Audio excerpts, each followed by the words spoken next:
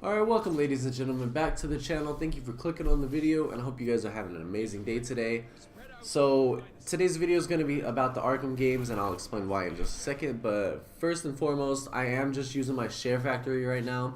It takes way too long to upload on my computer right now. I would probably need to put in my Ethernet cable into it, to make it run faster, because that Let's Play on my Arkham, series, the Arkham Asylum, it took about 4 hours just to upload that, and it was only 30 minutes. So, there is going to be coming an episode soon, another one. But so far, I would like to just, not use the computer for that at this moment. I'm just trying to get a quick video out today, so I hope you guys don't mind. And also, I believe my mic quality sounds a lot better just on my PlayStation than it does on the computer. I will probably just render this onto YouTube and then use my editor to actually edit things in the video. I did it with my other two videos with the thumbnails, and I'm actually kind of happy with it, with the way they turned out. So I can actually make custom thumbnails now and all that good stuff. So I think I'll probably keep using SHAREfactory for the time being. The only difference is that my Elgato records, these segments or videos a lot better than the SHAREfactory does, but I'm not really complaining. I would rather my mic quality sound better than, just not. So yeah, let's just go ahead and get it started. I hope you guys didn't mind that whole intro, by the way. Anyway, so in today's video, I'm going to be talking about why, everybody believes that these Arkham games are just amazing, and why, we hold them up to such high standards. So let's just go ahead and get into it. And number one is that it makes you feel like Batman. And I probably explained in my Let's Play of the Arkham Asylum series, or Arkham games, sorry, that the combat system and the way Batman moves and the way he acts is what everybody's always imagined him supposed to be doing, So what I mean by that is when he attacks people or fights people, does his little segments, or have the little segments where he's in the stealth options, or even the way he just interrogates people. And this is just for the whole Arkham series in general. He is just the way everybody imagines him. And I explained that when you're a little kid, you imagine a certain thing some way, but not all the time it's going to be shown properly. But I believe that these games show that the best that it can be. And I did talk about why I was going to be talking about this part, like why I'm talking about Arkham games all of a sudden. Well, to start off, I wanted to do my Arkham Asylum Let's Play because, well, I explained it in the video that it's really dear to my heart, and it was my first PlayStation 3 game ever, and it just made me so happy when I was a kid, so that's why I decided for that. But the reason I'm actually talking about the Arkham games in general now, why they're looked so highly upon, is because there is actually rumor that, I don't know if it's Rocksteady or what, producer or development team is actually doing it, but there's rumor that a new Arkham game is coming out this year, and I don't think it would be this year because we've had other games, Arkham Origins, Arkham Knight, at least talked about a year before they actually came out. So I do not believe a new Arkham game is just going to come out this year. Maybe next year, maybe at E3, we will be seeing, everyone's just calling it right now Batman Arkham 2019. But I doubt 100, there is not a doubt in my mind that does not tell me that it is not coming out this year. It just is not coming out this year. It's too early, it wouldn't have enough time to build up hype around it. Like Metroid Prime 4. It was shown last year at not last year, 2017 E3. Nothing else has been talked about it. But, except for that leak that came out. But leaks are leaks. We don't have an official announcement. So everything's still just speculation. All I'm saying is it's been 2 years since that's been shown, and we still have zero information about it, So I 100% doubt that a new Batman game's coming out this year, and it could be shown at E3. If there is development on one, it could be shown at E3, but we'll just have to wait for that. But it is not coming out in 2019. But yeah, let's just go ahead and get back into the subject of the video and why they're so highly looked upon. So another thing is level design. So in Arkham Asylum, you were just at the asylum. It was a very small, very uptight corridors. You're at an asylum.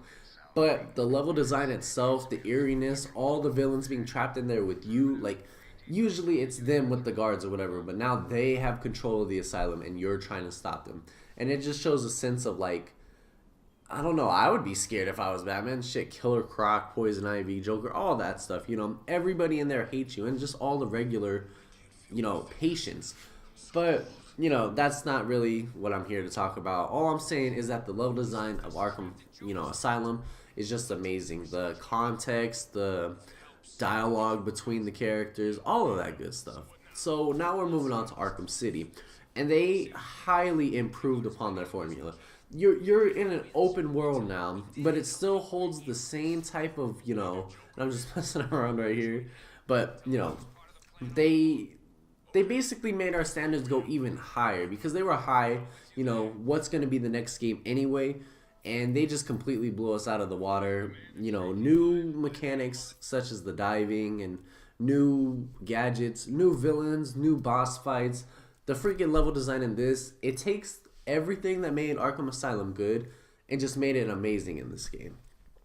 And now speaking on Arkham Origins, what made that game amazing? Well, that's usually looked at as the black sheep of the Arkham games, but I didn't hate it. Though I am kind of disappointed that, you know, we should have expanded more on it. They just used the old Arkham City. You know, this one's all messed up, but that one's like the early days of what this place used to look like. And there's just a little other segment that's kind of just another part of the city.